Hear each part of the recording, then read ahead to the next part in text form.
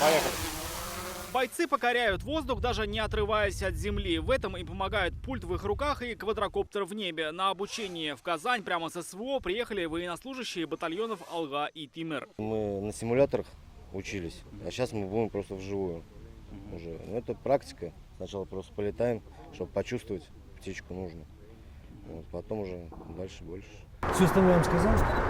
Разработанных в Казани птичек, как их ласково называют сами бойцы, татарстанским батальонам дарит республика. В комплекте дроны, запасные части, приемники, передатчики, шлемы для управления в режиме от первого лица, оборудование для ремонта, обслуживания и сброса снарядов. Военнослужащие получают сразу несколько видов беспилотных летательных аппаратов. Здесь, как и знакомые многим, правда, модифицированные под военные цели квадрокоптеры, так и дроны «Камикадзе». Бойцы умеют пользоваться каждым из них. Несколько дней они отрабатывали практические навыки на полигоне Казанского танкового училища.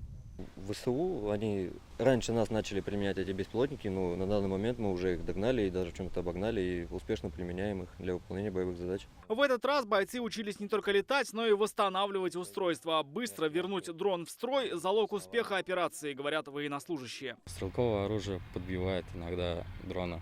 Ну, то есть задевает, как бы дрона возвращаешь, если, повреждения, например, тот же самый гироскоп или навигация.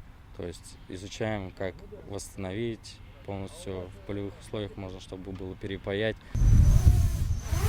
За эти дни бойцы научились управлять дронами в самых экстремальных условиях. У нас были условия, что теряется радиосигнал, мы его возвращаем вслепую. Были условия сильного ветра тоже, чтобы повышался уровень управления. В ближайшее время мы уже отправляемся в зону проведения специальной военной операции и будем выполнять боевые полеты уже. Как сообщают, эти дроны собраны в Казани. В Татарстане и в других регионах страны могут появиться и центры поддержки производства беспилотников. Такое поручение правительству страны дал Владимир Путин еще в апреле. Рамиль Шайдуллин, Владимир Ларионов, Адель Миндубаев, ТНВ, Казань.